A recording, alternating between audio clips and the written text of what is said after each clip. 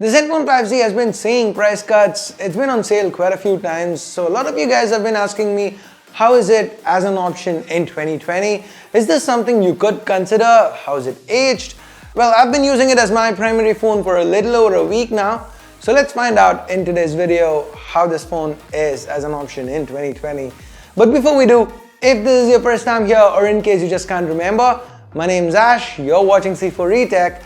And if you do end up liking what you see with this video, please subscribe and turn on notifications by hitting that bell icon. Let's now get started.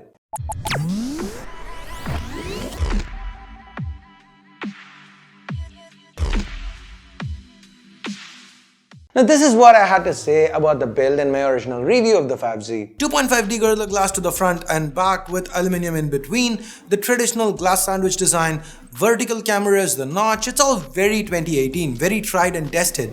Asus has also added their own touch with the concentric circles to the back.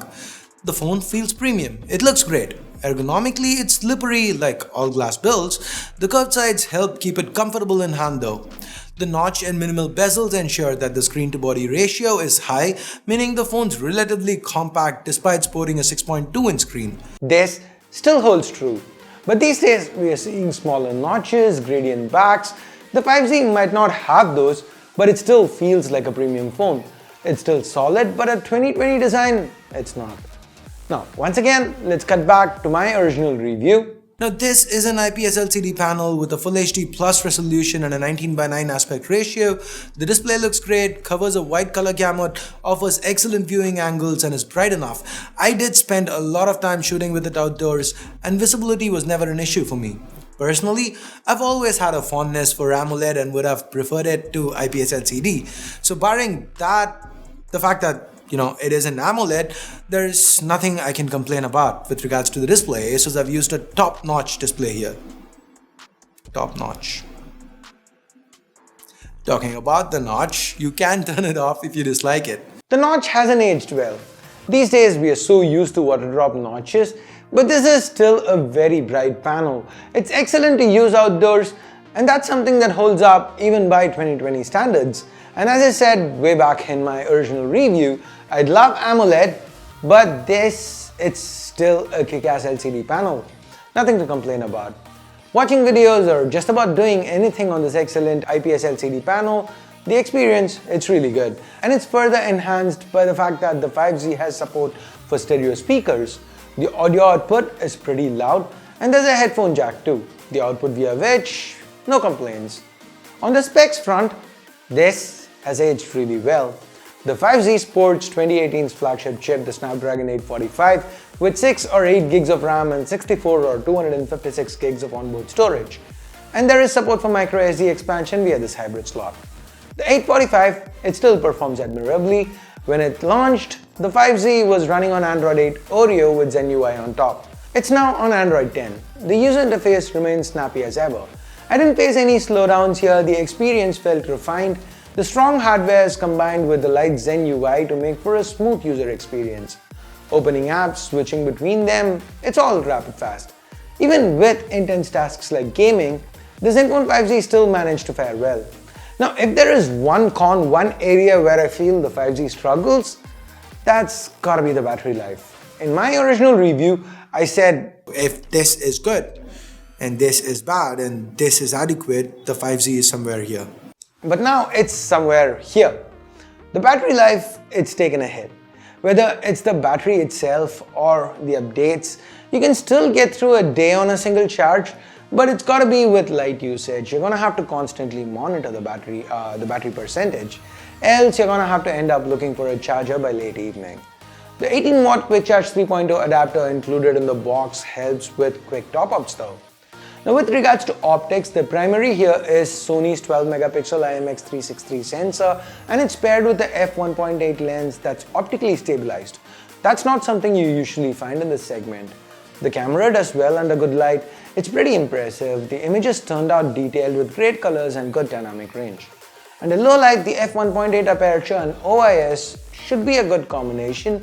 But these days, most cameras utilize some form of multi-frame noise reduction algorithms or night modes. The 5Z doesn't have that, so results are okay-ish. But yes, there is a but. There is a Google camera port available for this, and with night sight on it, the performance becomes a lot better. As you can see, the images ended up turning out a lot cleaner, brighter, and a whole lot better detailed. For the secondary camera, Asus have a 8 megapixel shooter with a 120-degree field of view. It's paired with the f2.2 lens, and as you can see, again, it did quite well. The colors were natural, and that's because of a dedicated RGB color sensor that Asus have included. Overall, the cameras, I'd say they've aged pretty well. Whether it's the 4K 60fps video or the electronic stabilization, not just for the two sensors to the back, but even for the selfie camera up front, talking about which, the 8 megapixel selfie camera, that's fared pretty well. Now, one last time, let's cut to my original review for a few points to note. Let's start with the cons first. There is no water or dust resistance, official or unofficial. There is no support for super slow motion, no 60 FPS, not even 480 FPS. There is support for 1080p 240 FPS though. So now, for the pros, there is support for a dedicated manual mode, a pro mode, not just for stills, but even for video. Now that's rare. Number 2, the headphone jack's present and works great, talking about which there is support for FM radio as well.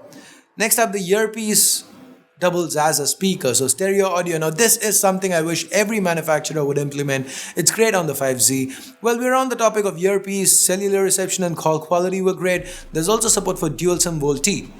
And finally, there is support for NFC. These remain unchanged. The same pros and cons still apply. So is the 5Z something you should consider in 2020? Well, there are a couple of things for you to keep in mind first. Now the 5Z has gotten a huge price cut, and the lower variants are out of stock, so maybe they come back in stock or maybe they are sold out for good.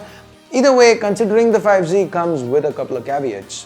One, the 5Z has already received 2 major updates, Pi and 10, so odds are it's not getting another Android version update. Well, that's something I can overlook. The second one, that's a deal breaker for me, the battery life. These days, most phones come with 4000 mAh batteries, and they just last longer. I found the 5Z's mediocre battery life difficult to live with.